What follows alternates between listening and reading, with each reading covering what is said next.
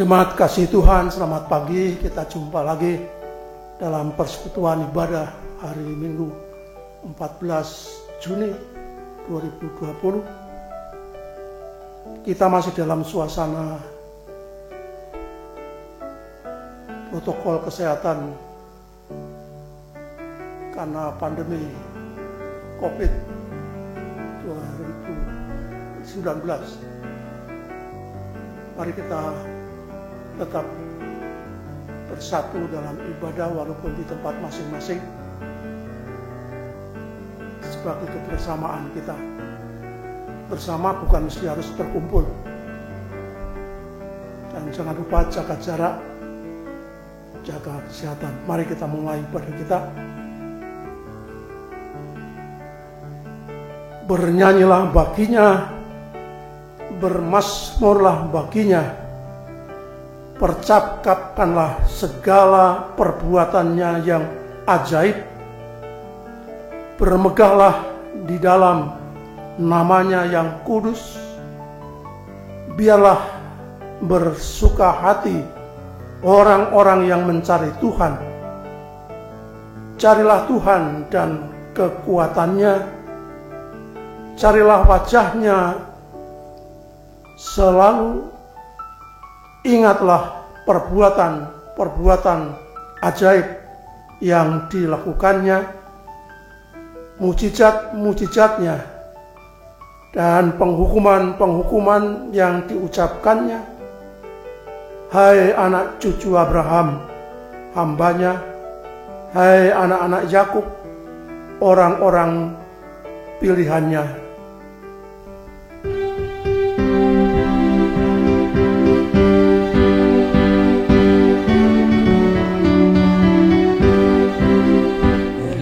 Sukacita di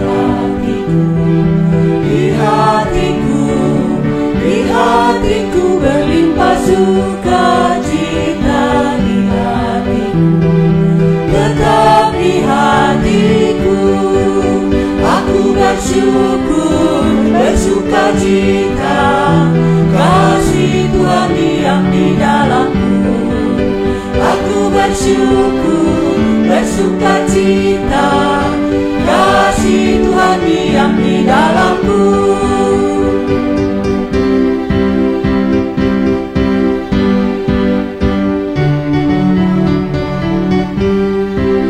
Damai sejahtera melampaui akal di hatiku, di hatiku, di hatiku, damai sejahtera melampaui akal di hatiku. Tetap di hatiku, aku bersyukur bersukacita, kasih Tuhan diam di dalamku, aku bersyukur bersukacita, kasih Tuhan diam di dalamku.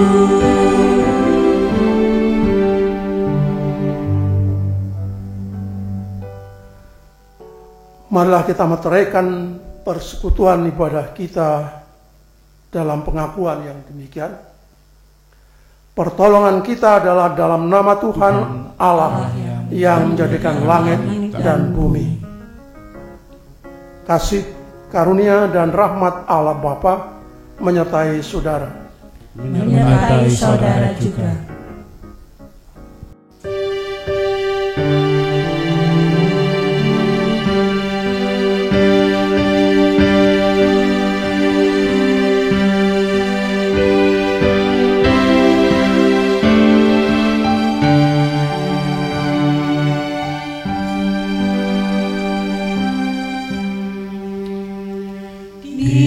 Dikala hidupku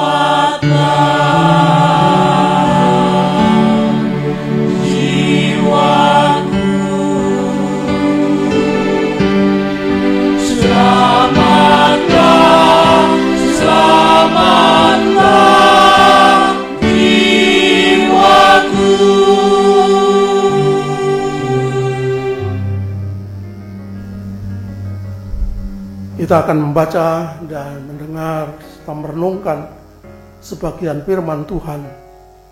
Mari kita satu dalam doa.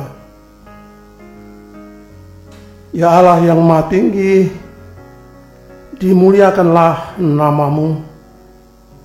Engkaulah yang telah membuat segala sesuatu sungguh amat baik.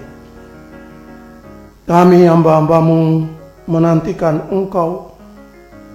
Curahkanlah hikmat-Mu atas kami, supaya kami pun menjadi perwujudan citra-Mu yang agung itu. Bersabdalah kepada kami, dan jadikanlah kami baru. Amin.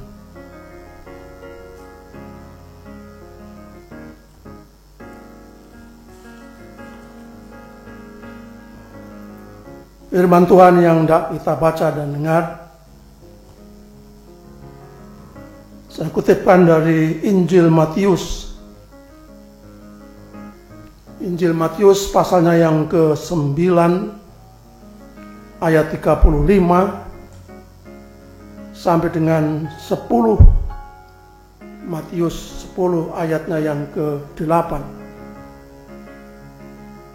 Injil Matius pasal 9 ayat 35 sampai 10 ayatnya yang ke-8, yang demikian firman-Nya. Demikianlah Yesus berkeliling ke semua kota dan desa. Ia mengajar dalam rumah-rumah ibadat dan memberitakan Injil kerajaan surga, serta melenyapkan segala penyakit dan kelemahan. Melihat orang banyak itu, tergeraklah hati Yesus oleh belas kasihan kepada mereka, karena mereka lelah dan terlantar seperti domba yang tidak bergembala. Maka katanya kepada murid-muridnya, tuaian memang banyak, tetapi pekerja sedikit. Karena itu mintalah kepada Tuhan yang empunya tuaian, supaya ia mengirimkan pekerja-pekerja untuk tuaian itu. Yesus memanggil ke-12 murid-Nya dan memberi kuasa kepada mereka untuk mengusir roh-roh jahat dan untuk melenyapkan segala penyakit dan segala kelemahan. Inilah nama ke-12 rasul itu. Pertama, Simon yang disebut Petrus, dan Andreas saudaranya, dan Yakobus anak Zebedaus, dan Yohanes saudaranya, Filipus dan Bartolomeus, Thomas dan Matius pemungut cukai, Yakobus anak Alfius dan Tadeus, Simon orang Selot, dan Yudas Iskariot yang mengkhianati Dia. Ke-12 murid itu diutus oleh Yesus, dan Ia berpesan kepada mereka, janganlah kamu menyimpang ke jalan bangsa lain atau masuk ke dalam kota orang Samaria,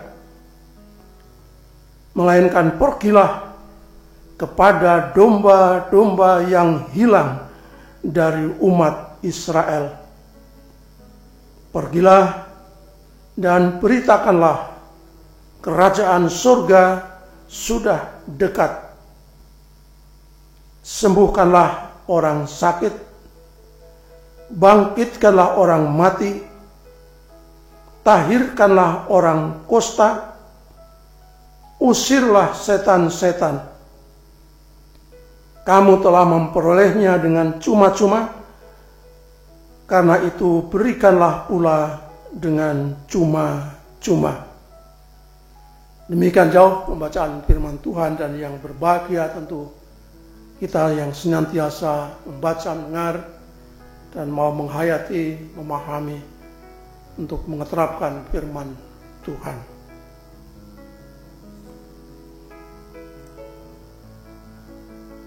Dari yang kita baca dan dengar tadi, saya akan garis bawahi ayatnya yang ke-36 dari pasal 9 Injil Matius ini.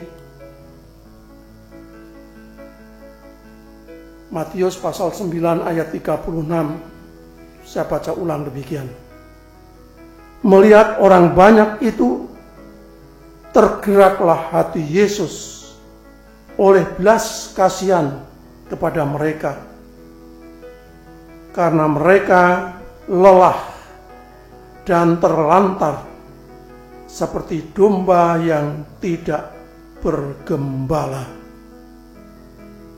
Saudara-saudara yang kasih dalam Tuhan Yesus Kristus, suatu hal yang tidak luar biasa, sebuah organisasi atau suatu perkumpulan yang menjalankan tugas sesuai dengan rancangan-rancangannya perlu diadakan evaluasi di akhir masa tugas pelayanan. Demikian kita gereja selalu melakukan hal itu. Evaluasi adalah dalam rangka untuk melihat kembali apakah rancangan-rancangan yang telah kita persiapkan dan yang telah kita laksanakan itu sesuai dengan konsep yang telah dirancang, atau juga mungkin ada hal-hal yang lain yang menimbulkan perkara atau masalah-masalah baru muncul selama menjalankan tugas pekerjaan oleh suatu lembaga. Mengevaluasi pelayanan sangat diperlukan sebagai suatu upaya untuk mencapai tujuan yang diharapkan. Biasanya dalam evaluasi menggunakan teori-teori atau semacam langkah-langkah pedoman dari apa yang sudah kita kerjakan selama tugasnya. Kita melihat sejauh mana kekuatan yang ada mendukung, kelemahan mungkin terjadi di sana sini, oportunis, kesempatan, dan tentu tantangan ke depan, peluang-peluang yang mungkin masih ada. Firman Tuhan yang kita baca dan dengar, saudara-saudara, adalah merupakan bagaimana Yesus di dalam awal tugas pelayanannya yang sudah dijalankan, melakukan evaluasi segala pelayanan yang telah dilakukan. Mari kita dalami firman tadi dalam terang tema, tergerakkah hatiku dan belas kasihankah? Program pelayanan Yesus sesudah dicobai oleh iblis adalah memberitakan kabar kesukaan Injil Kerajaan Allah.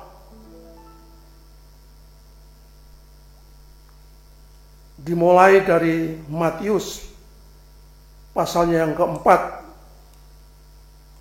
ayat 12 sampai 9, ayat 34 itulah yang telah dikemukakan.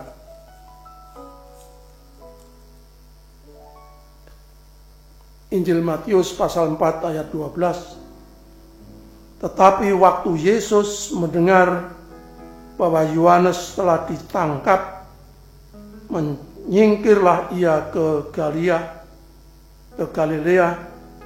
Ia meninggalkan Nazaret dan diam di Kapernaum di tepi danau di daerah Zebulun Naftali, supaya genaplah firman yang disampaikan oleh Nabi Yesaya.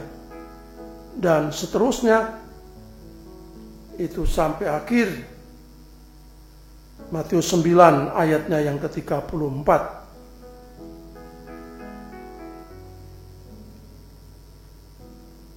Dalam evaluasinya ini, Tuhan Yesus menemukan perkara-perkara yang menurutnya menjadi semacam kesimpulan apa yang masih menjadi tantangannya. Ia mengatakan bahwa yang sudah dilakukan selama perdana pelayanannya yang perdana itu, kita kenal misalnya khotbah di bukit sebagai suatu pengajaran etis dan moral, penggenapan hukum Taurat. Khotbah di bukit itu yang dari mulai pasal 5 sampai 7. Penghapusan dosa para kusta, itu simbol daripada pengampunan dosa. Pengusiran setan dan kelemahan manusia lainnya yang sedemikian rupa menjadikan suatu keprihatinan. Mungkin kalau dalam kehidupan bersama kita sebagai gereja, itu merupakan suatu peluang, tantangan, dan sekaligus hal yang pantas menjadi perhatian. Dari hasil evaluasi yang Tuhan nyatakan, Tuhan Yesus katakan, pokok masalah hidup orang, khususnya bangsa Israel, ia merumuskannya, banyak orang yang telah lelah, bangsa Israel. Kita membayangkan mungkin kelelahan mereka secara fisik, perjalanannya sejak keluar dari tanah Mesir sampai menuju ke tanah Kanaan, meliputi melalui padang gurun, lembah, dan banyak tantangan secara fisik dan cukup lama. Dan ini dirumuskan oleh Tuhan Yesus bahwa itu sebagai tuaian, kesimpulan mendapatkannya perkara-perkara yang diamati masyarakat yang sedang dihadapi.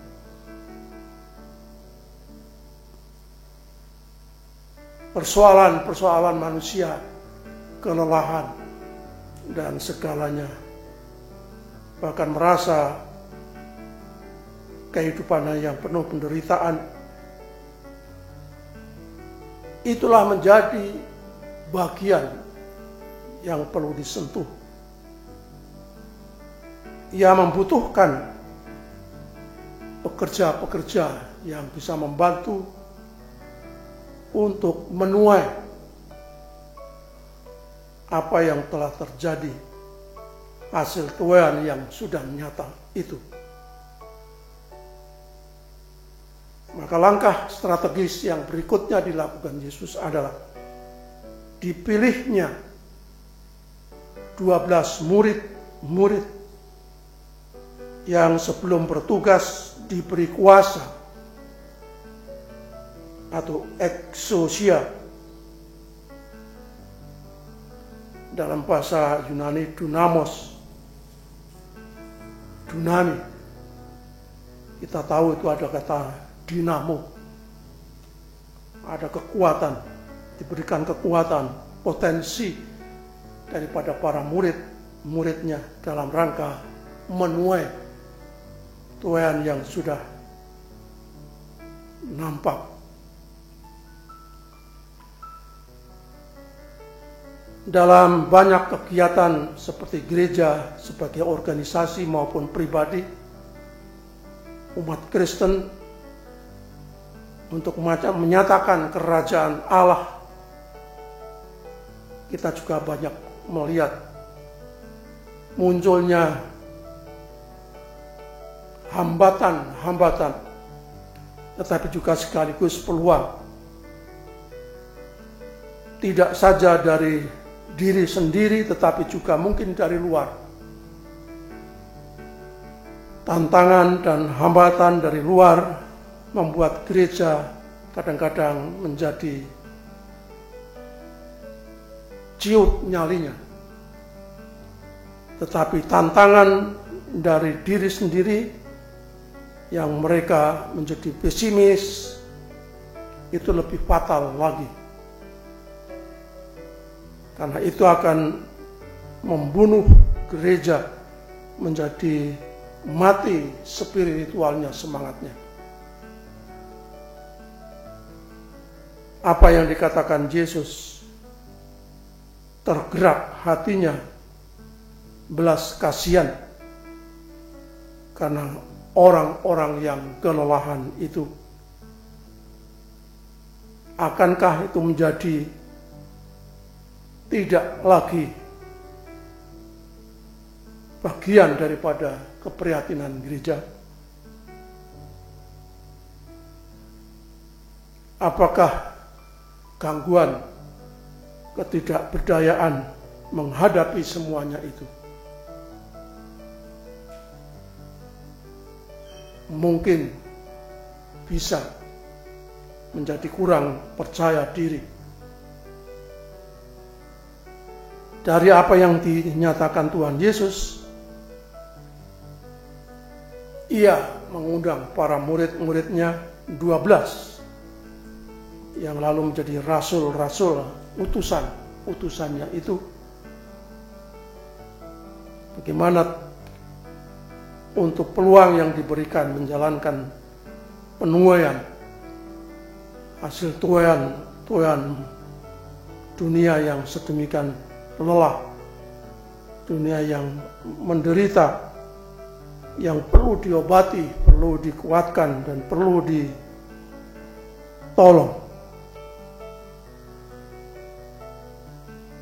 Pesan Tuhan Yesus kepada 12 utusan,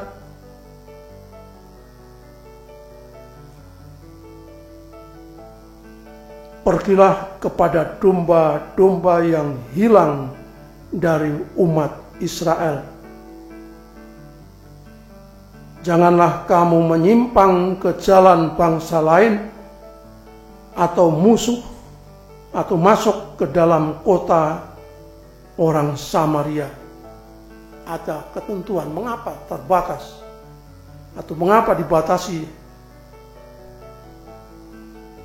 dalam tugas pelayanan ini, dalam memberitakan Injil Kerajaan. Hanya orang-orang Israel saja? Ataukah memang untuk itu? Tentu bukan demikian maksud Yesus. Tapi dengan mengutamakan para murid untuk tidak menyimpang ke bangsa-bangsa lain, maksudnya adalah untuk konsentrasi prioritas. Karena Israel itulah bangsa pilihan yang sangat-sangat diharapkan menjadi sarana untuk menyatakan Injil Kerajaan Allah. Itu yang lebih dahulu dibenahi. Baru setelah itu boleh bangsa-bangsa yang lain.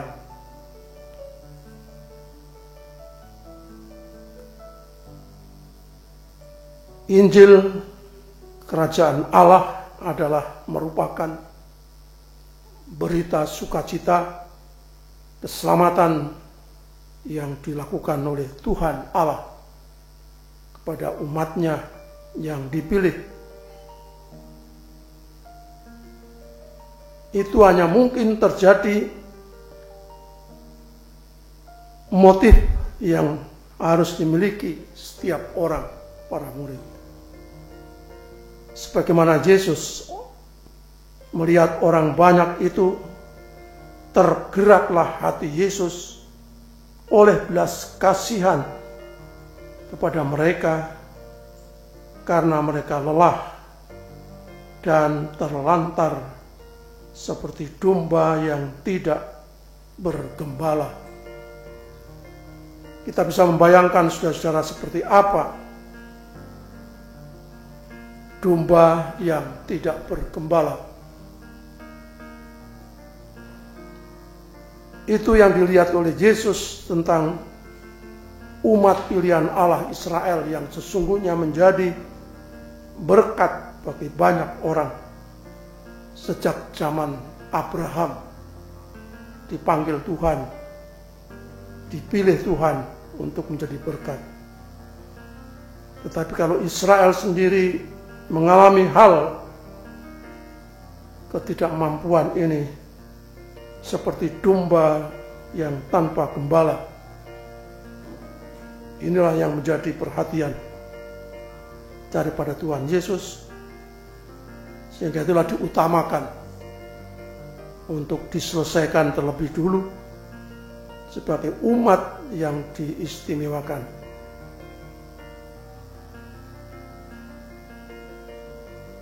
Perasaan hati yang tergerakkan itu adalah semangat pelayanan yang sangat-sangat mendasar, karena tergerak hatinya.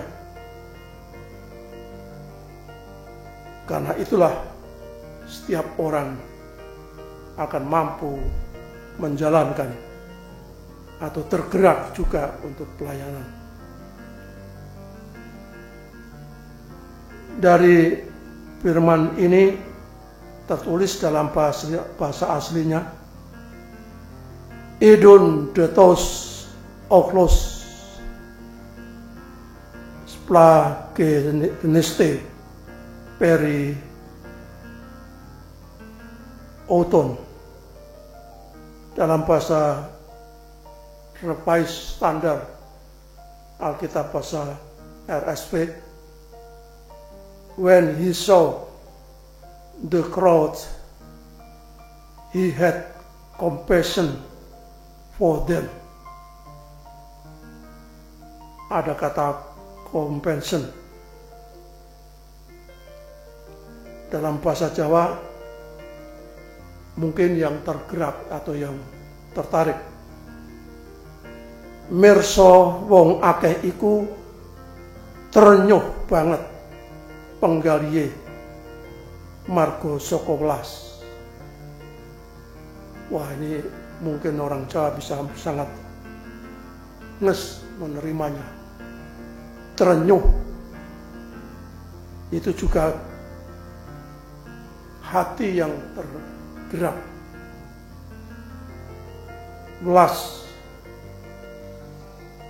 Welas itu ya merasa kasihan, belas kasih. Melihat kenyataan umat yang lelah, yang menderita, terlantar seperti domba tanpa gembala. Tugas inilah yang harus diperhatikan para murid juga, sebagaimana yang Yesus berlakukan atas mereka. Saudara-saudara yang kasih, firman ini menegaskan Yesus tergerak hatinya oleh belas kasihan. Inilah yang menjadi kata kunci segala kegiatan pelayanan firman, pelayanan diakonia yang didukung dilakukan oleh Tuhan Yesus, berbagai hal yang telah dilakukan, pengusiran setan, menyembuhkan yang sakit, membangkitkan yang sudah mati, dan berbagai persoalan yang menyangkut peri kehidupan umat manusia yang lemah dan yang menderita. Tergerak hatiku oleh belas kasihan, terbuka terhadap mereka semua. Inilah panggilan setiap orang percaya, panggilan murid-murid yang harus menjalankan tugas. Tergerak hatiku oleh belas kasihan, terbuka atau malah menutup diri, memang itu tantangan kita. Hanya kitalah yang tahu sejauh mana panggilan untuk menjadi penuai di ladang Tuhan. Banyak orang kelelahan. Saat ini kita sedang dalam proses menantikan sampai kapan situasi kita berakhir. Berbagai pertimbangan telah dilakukan. Kita akan memasuki setelah SPBB berakhir, ada new normal. Apalagi itu tugas panggilan kita sudah lelah juga menghadapi COVID-19. Anak-anak kita yang menuntut ilmu, yang sudah sedemikian rupa harus berdiam diri di rumah, padahal kita sudah mau habis masa pendidikan untuk segera kenaikan. Lelah memang masyarakat kita juga sekarang. Kita terpanggil belas kasih kita untuk menunjukkan sebagai murid-murid Yesus sesuai dengan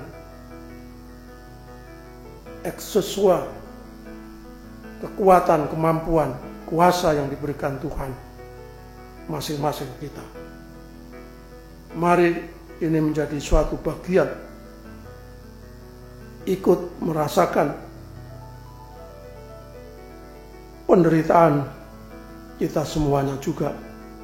Belas kasihan mereka yang lelah dan terlantar seperti domba yang tidak bergembala. Tuhan memberkati kita. Amin.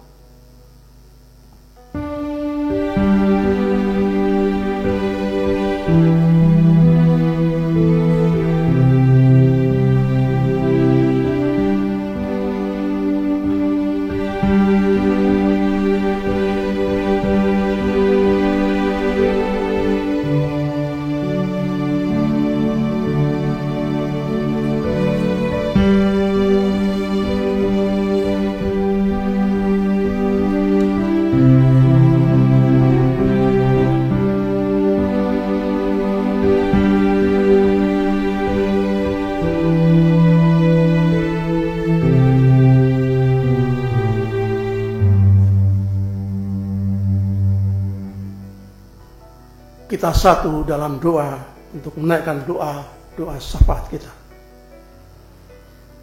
Segala puji dan syukur ya Allah Bapa di surga, kami aturkan kehadirat-Mu, rahmat, anugerah, berkat, karunia yang sudah Engkau nyatakan atas kehidupan kami, baik hari-hari yang telah kami lalui ataupun saat ini, di mana kami boleh berhimpun, bersekutu, memuji, memuliakan nama-Mu.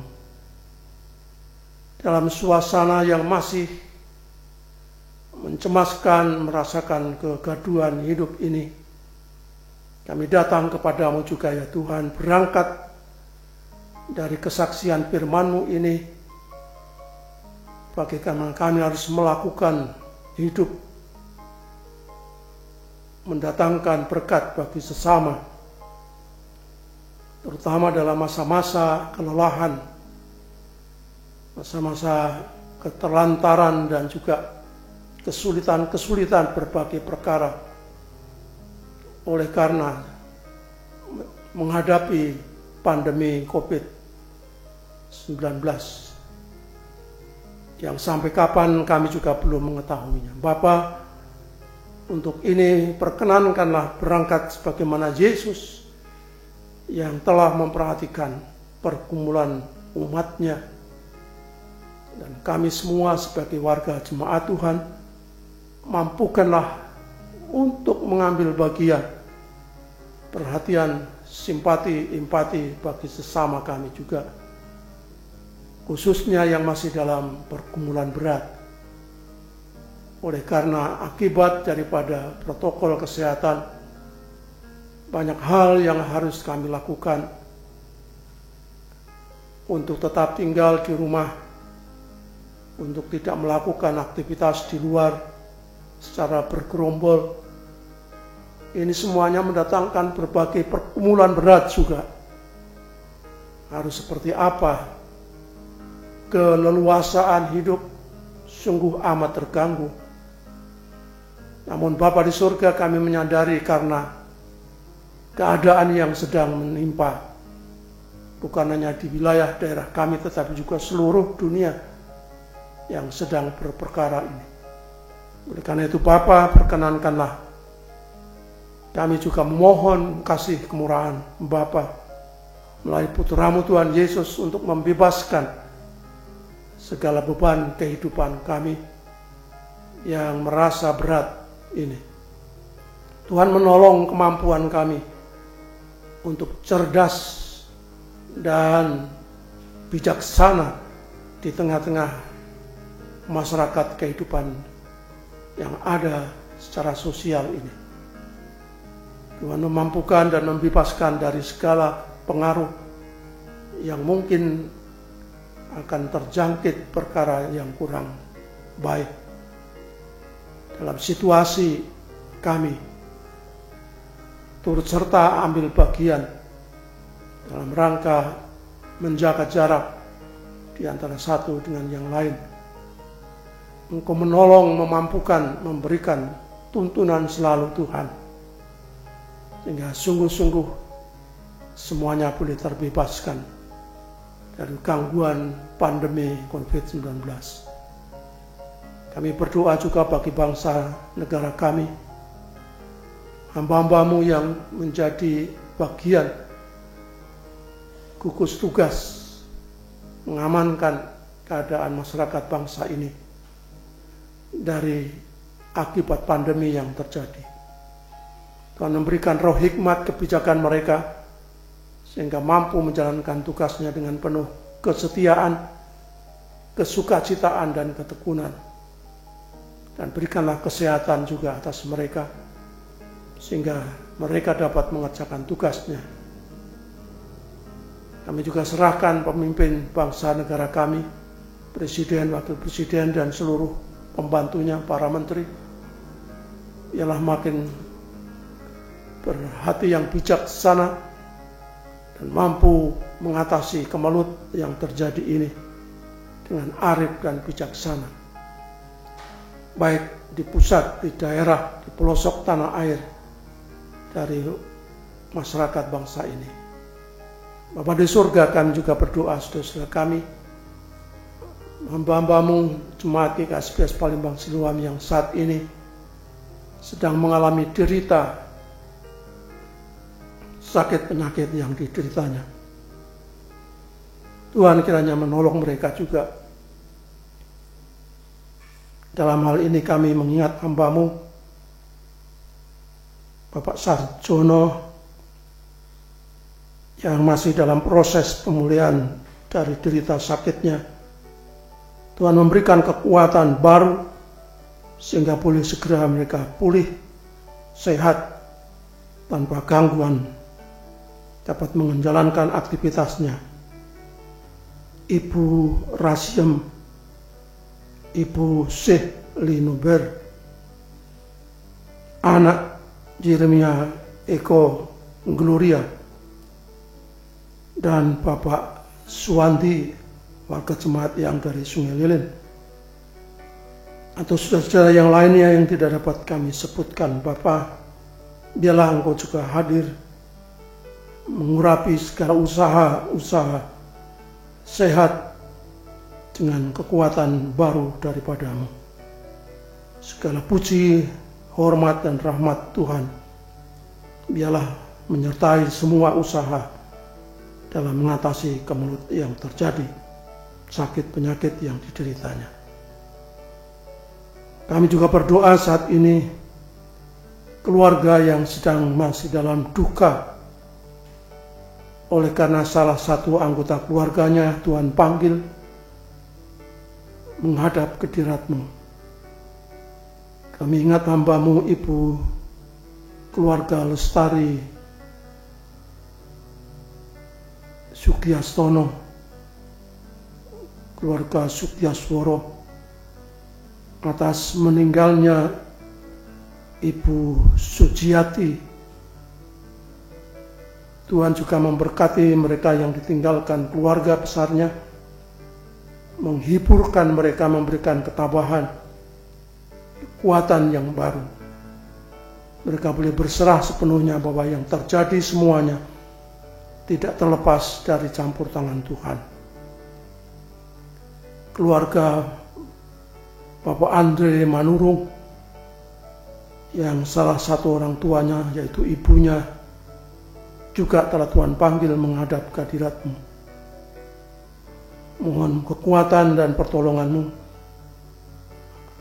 Hamba-Mu ini telah melaksanakan tugasnya dalam rangka mengantarkan jenazah yang di Medan. Bila mereka akan kembali ke Palembang, Tuhan juga berkati, sertai sehingga sampai tujuan dengan selamat. Dan keluarga ini juga senantiasa dikuatkan menerima kenyataan yang ada. Hiburkan dan berikan ketabahan imannya. Terima kasih Bapak, saudara-saudara yang lainnya yang mengalami hal yang sama, duka cita. Tuhan memberkati, menghiburkan, dan menguatkannya. Terima kasih Bapak, inilah doa-doa kami yang kami aturkan di dalam Putra-Mu Tuhan Yesus yang telah mengajar berdoa demikian. Bapa kami yang ada di surga, dikuduskanlah nama-Mu. Datanglah kerajaan-Mu, jadilah kehendak-Mu di bumi seperti di surga. Berilah kami pada hari ini makanan kami yang secukupnya, dan ampunilah kami akan segala kesalahan kami, seperti kami juga mengampuni orang yang bersalah kepada kami.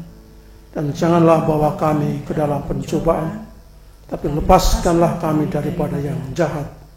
Karena Engkau-lah yang punya kerajaan dan kuasa dan kemuliaan sampai selama-lamanya. Amin.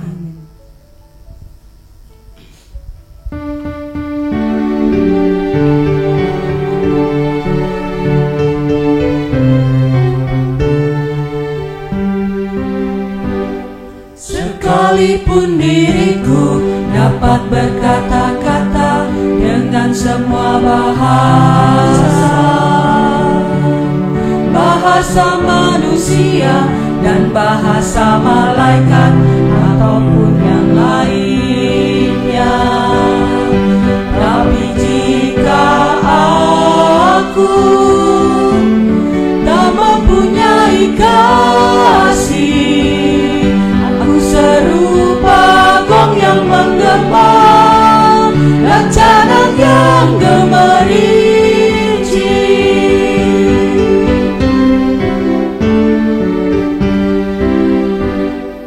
Saudara-saudara, bawalah persembahan bagi Allah yang setia memberkatimu.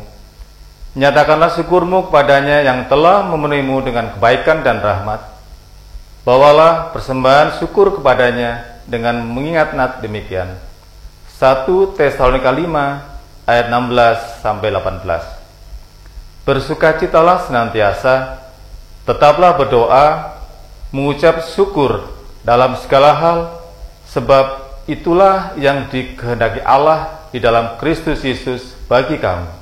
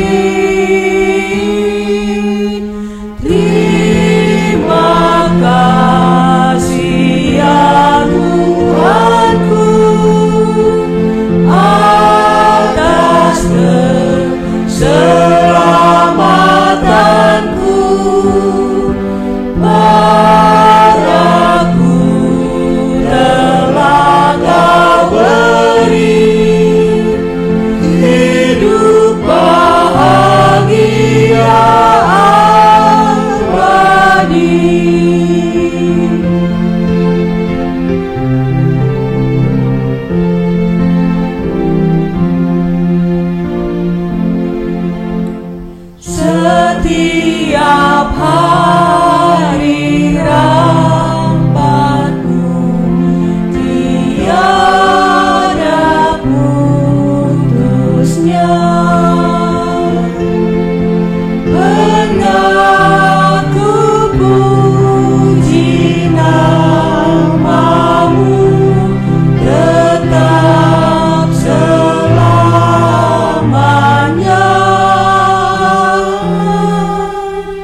Terima kasih ya Tuhanku atas keselamatanku. Padaku telah Kau beri hidup bahagia.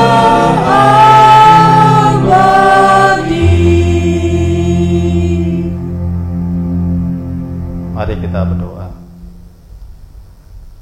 Di hadapan-Mu ya Tuhan Allah kami datang dengan membawa persembahan syukur kami.